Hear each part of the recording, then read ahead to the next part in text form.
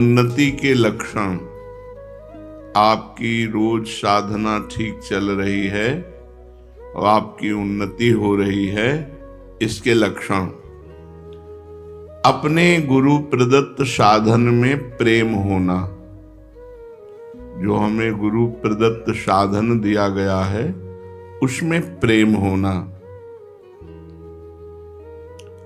साधन में जरा भी थकावट और परिश्रम महसूस न होना। थक रहे, एक कह रहे थे कि हम नाम जप करते तो हमारे जबड़ा दर्द करने लगते हैं। आज तक हमारे जबड़ा नहीं दर्द किए। हाँ, ये जरूर है, बहुत चिंतन करने पर ये सब पार्थिव है ना, प्राकृतिक है, ये सब दर्द करने लगते हैं। जब बहुत चिंतन, गाढ़ चिंतन करे तब इनमें पर थकान या परिश्रम महसूस नहीं होता, और उत्साह होता है और आनंद बढ़ता है। साधन जो गुरु प्रदत्त है उसमें प्रेम होना, और साधन में जरा भी थकान या परिश्रम महसूस ना होना जो आप साधन कर रहे हो।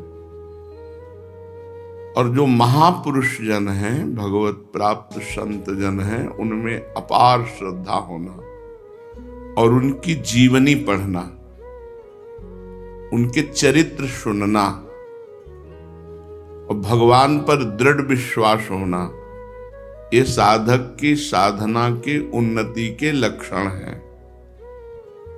पुनः सुन लीजिए, गुरु प्रदत्त साधना में प्रेम होना, साधन करते समय थकान या परिश्रम महसूस ना होना, भगवत प्राप्त महापुरुषों के चरणों में अपार श्रद्धा होना, उनकी जीवनी पढ़ना, उनके जीवन चरित्र सुनना और भगवान पर दृढ़ विश्वास होना, ये साधक के उन्नति के प्रधान लक्षण हैं। अगर ये हैं तो समझो साधक बहुत तेज चाल से चल रहा है और वो प्रभु से बहुत शीघ्र मिलन होगा। प्रभु प्राप्ति की साधना को ही जीवन का मुख्य कार्य समझें। शरीर संसार में रहे परंतु मन को निरंतर प्रभु के नाम में रखो। शरीर संसार में रहे पर मन सावई मनः कृष्ण पदारविंदयो, भगवान के चरणों में, भगवान के नाम में। केवल धर्म ग्रंथ पढ़ने से काम नहीं चलेगा, ना बड़ी बड़ी बातें कहने से, ना बड़ी बड़ी बातें सुनने से। तुम्हें मन को प्रभु में लगाना होगा, तब बात बनेगी। जैसे एकांतिक में किसी ने प्रश्न किया था, मतलब प्रारब्ध बुरा है या भला है, तो किसी का आशीर्वाद काम कर सकता है? नहीं। सुनो भरत भावी प्रबल, बिलख कहो मुनिनाथ, हानि लाभ जीवन मरण जस अपजस विधिहार। ये केवल व्यवहार की बात है। चिरंजीवी रहो, मरेगा वो, चिरंजीवी तो नहीं रहेगा। वो खुश रहो, जलेगा वो। भजन नहीं कर रहा है, सतमार्ग में नहीं चल रहा है, भगवान के आश्रित नहीं, वो खुश रहेगा, वो जलेगा। बोले और सब कुशल मंगल? बोले बहुत कुशल मंगल। गोस्वामी जी कह रहे तब लग कुशल न जीव कौं, सपने हो मन विश्राम। कुशल कैसे हो सकता है? स्वप्न में मन को विश्राम कैसे प्राप्त हो सकता है? जब लग भजतन राम कहूं शोक धाम तक। और बिना मंगल भवन भगवान का भजन के मंगल हो सकता है? तो कुशल मंगल कब? जब भगवान का भजन हो रहा है तब, नहीं तो केवल व्यवहारिक बातें हैं।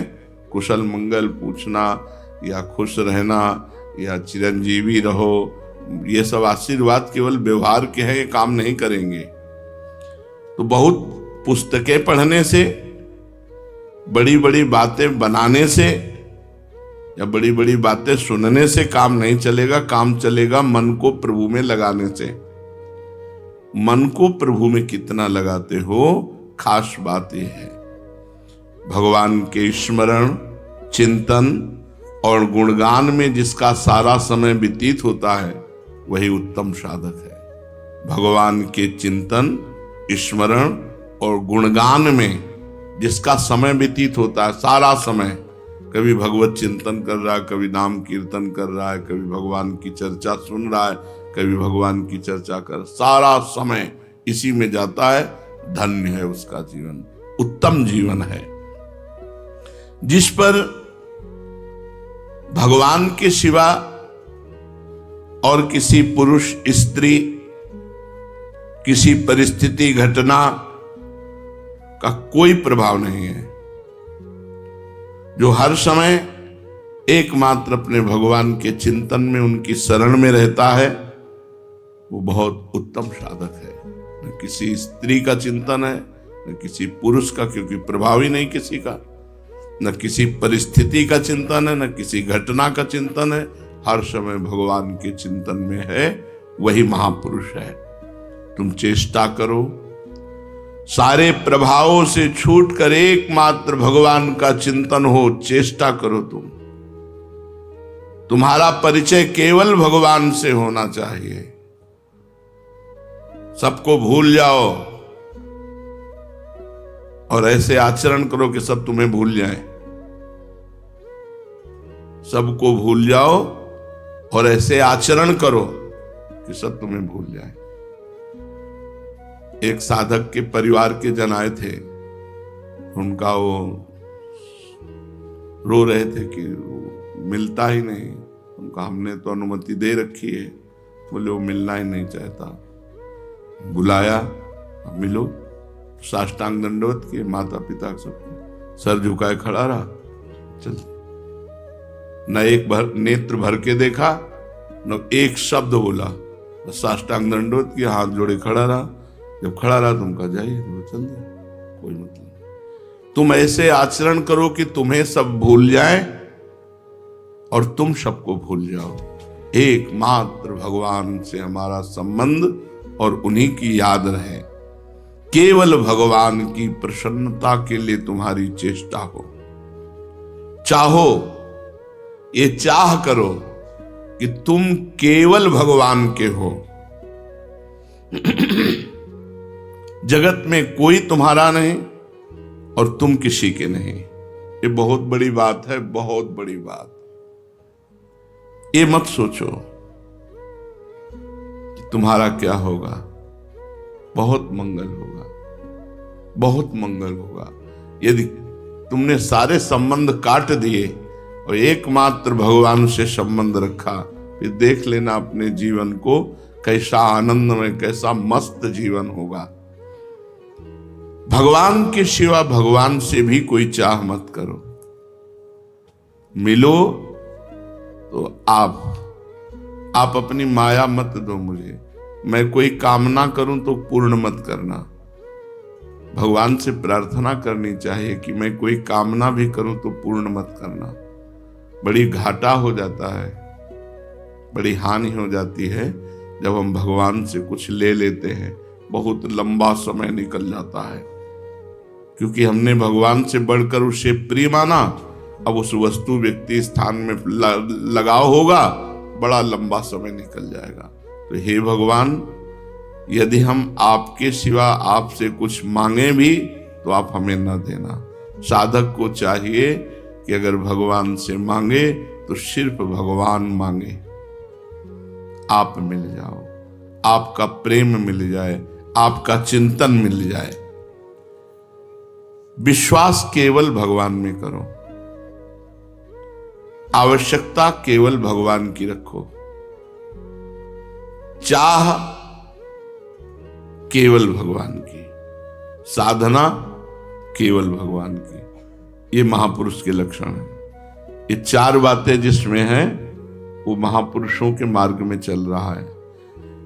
विश्वास भगवान में, किसी व्यक्ति पर नहीं। आवश्यकता केवल भगवान की। क्या आवश्यकता है आपको? केवल भगवान चाहिए, नहीं और कुछ, नहीं और कुछ नहीं। जा ही न चाहिए कबहू कछु नहीं, और हमारी आवश्यकता केवल भगवान। विश्वास सिर्फ भगवान में, आवश्यकता सिर्फ भगवान की, चाह सिर्फ भगवान की और साधना सिर्फ भगवान की, भगवान की ही साधना। ये चार बातें जिस साधक में हो वो महापुरुष होने जा रहा है। बड़ा भाग्यशाली है जिसके अंदर ये चार बातें हैं, विश्वास, आवश्यकता, चाह और साधना, चारों भगवान में। भगवान के सिवा और कोई साधन नहीं, भगवान के सिवा और कोई चाह नहीं, भगवान के सिवा और कोई आवश्यकता नहीं, भगवान के सिवा और किसी में विश्वास नहीं। दृढ़ विश्वास, अचल निज धर्मा, अपने साधन पर अचल और भगवान में दृढ़ विश्वास और चाह और आवश्यकता भगवान की, वो महापुरुष होगा। इसी के आगे केवल केवल भगवान में प्रेम हो जाता है और वो साधक मस्त रहता है। कर्म भगवान की प्रसन्नता के लिए करो, पर भगवान की प्रसन्नता के लिए कर्म कर भूल जाओ और तुम्हें सब भूल जाए, केवल प्रभु याद रहे। तो भगवान की कृपा से 20 वर्ष परिवार वालों को यह भी पता नहीं रहा हम जिंदा हैं कि मरे गए। गंगा किनारे जब जीवन व्यतीत हो, ऐसी चेष्टा करो जिससे तुम्हें सब भूल जाएं और तुम उनको भूल जाओ। केवल प्रभु और तुम्हारा, बस यही परस्पर संबंध रहे।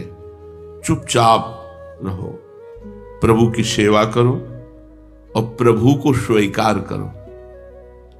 साधक हर समय नाम जप ऐसे करता है जैसे गरीब आदमी धन इकट्ठा कर रहा है।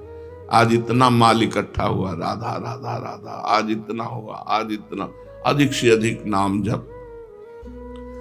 जो दूसरों के दिखाने के लिए साधन भजन सेवा करता है उसमें सच्चाई भगवती गुण नहीं आते, जीवन व्यतीत हो जाता है।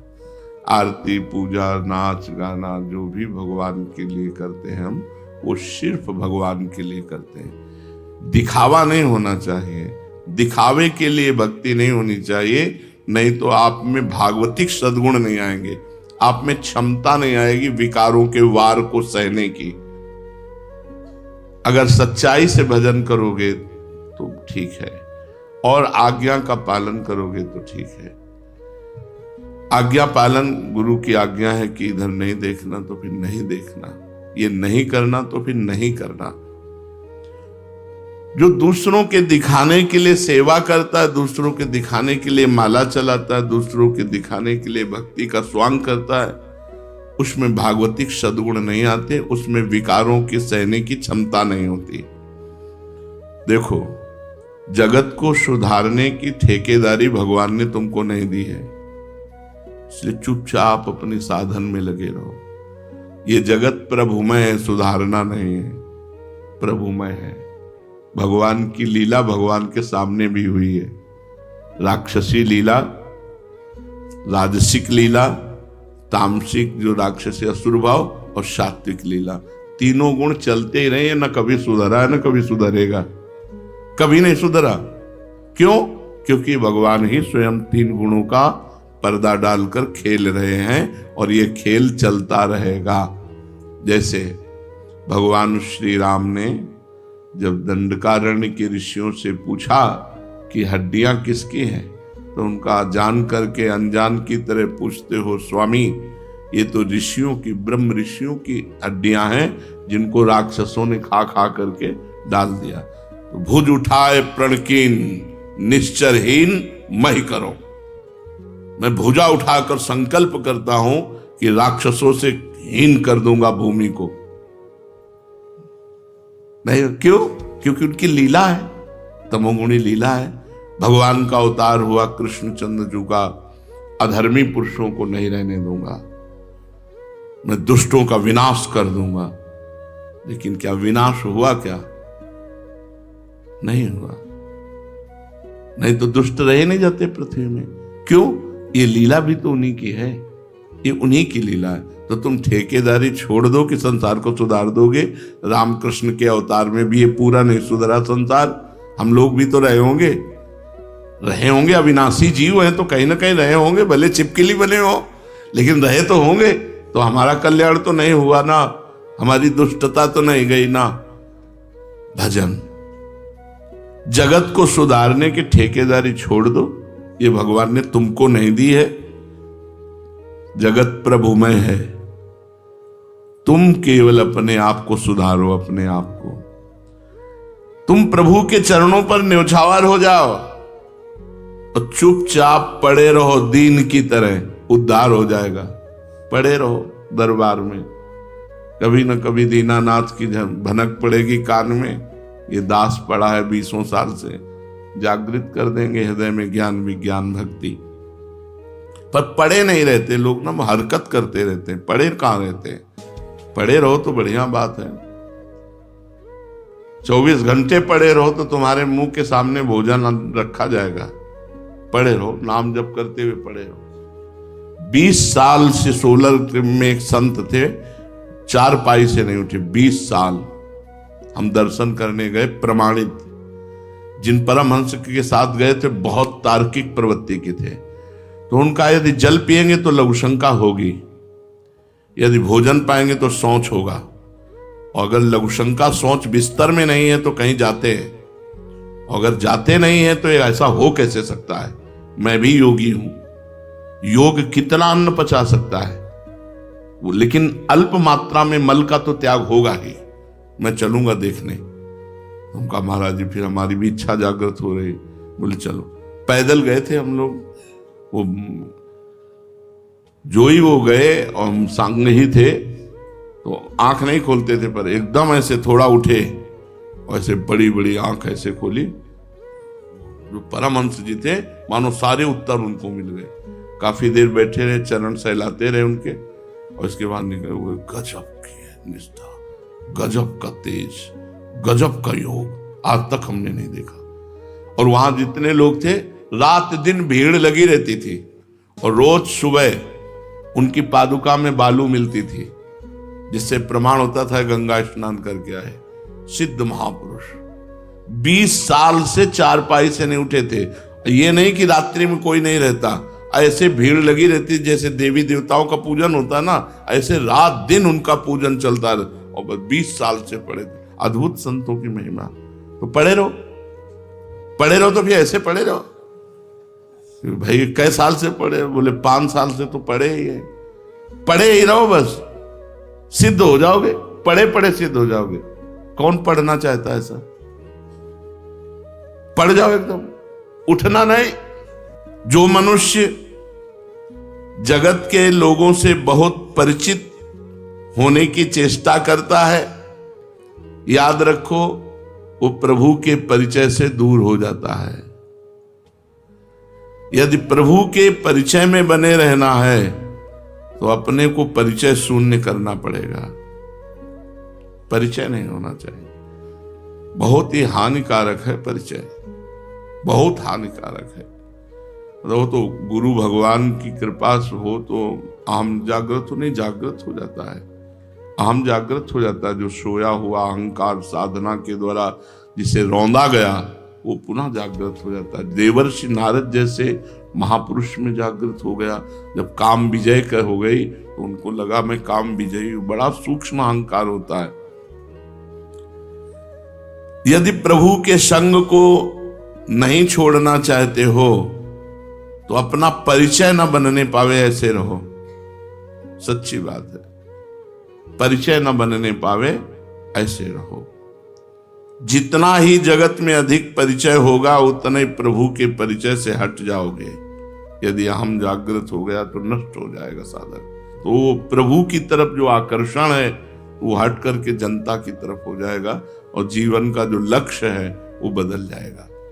जो मनुष्य भोगों के त्याग और भगवत प्रेम का बाना पहनकर लोगों को अपना प्रभाव दिखाता है, परिचय देता है, परिचय बनाता है, तो वो उस भ्रष्ट स्त्री के समान है जो अपने पति को छोड़कर अन्य पुरुषों से परिचय बनाती है, अन्य पुरुषों का संग करती है।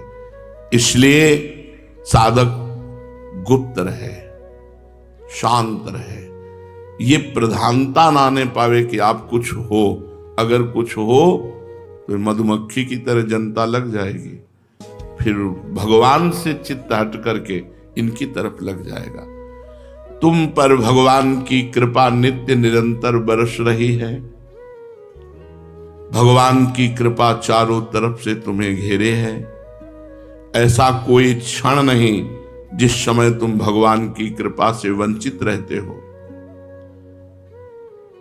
तुम उनकी प्यारी से प्यारी वस्तु हो।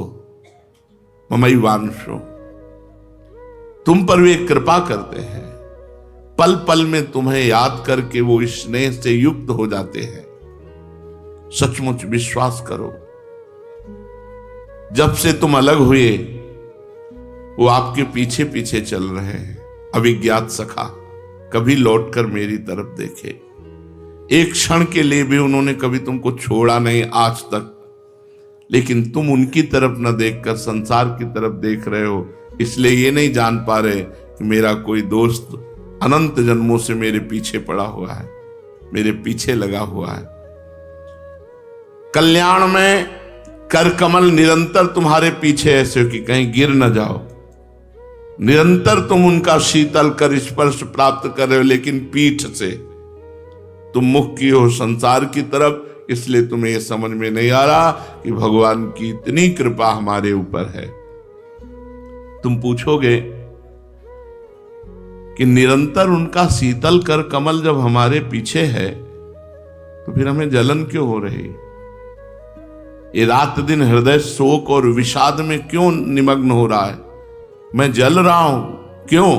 इसका कारण है भगवान की विमुखता। तुम भगवान से विमुख हो।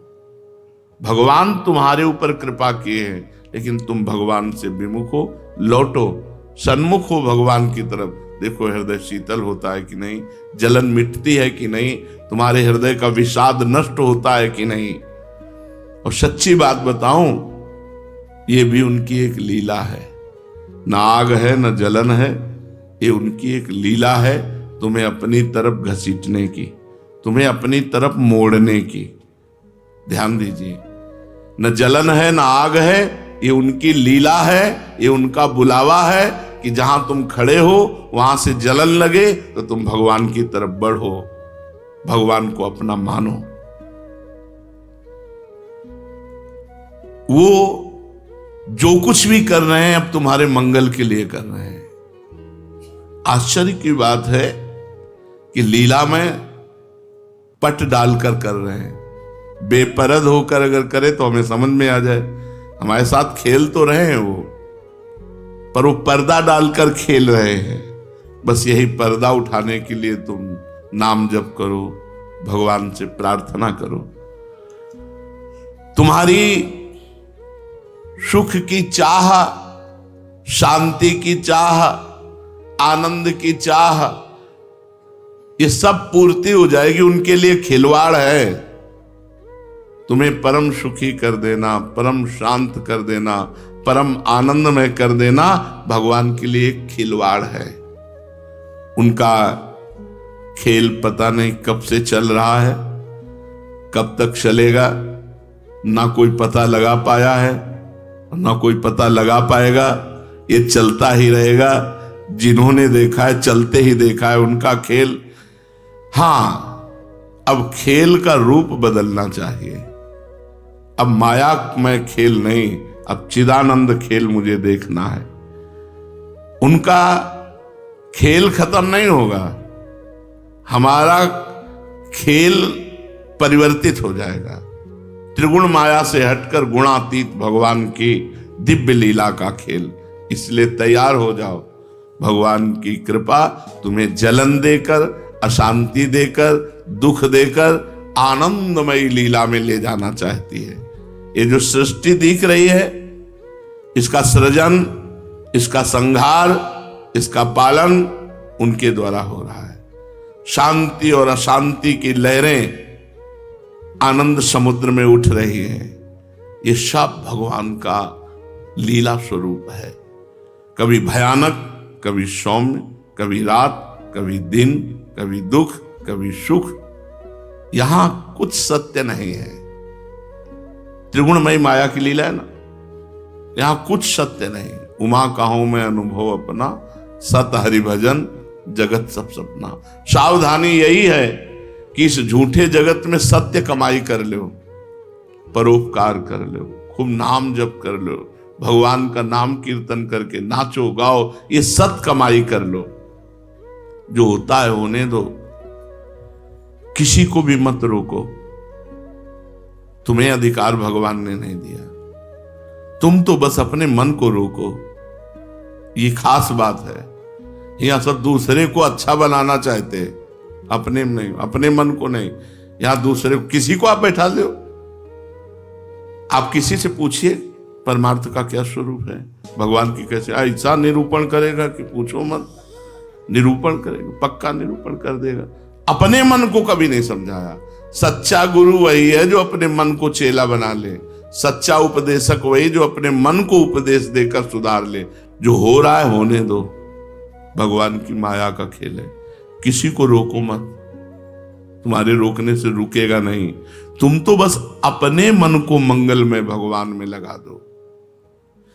किसी खास स्थिति की कल्पना मत करो कि अटैच रूम हो जाए, सारी व्यवस्था, कहीं जाना ना पड़े, सब फिर डट के भजन हो। कभी नहीं होगा, नहीं हुआ। ये जगत भगवत स्वरूप है। अगर ये भगवत स्वरूप हमारे दिमाग में बना रहे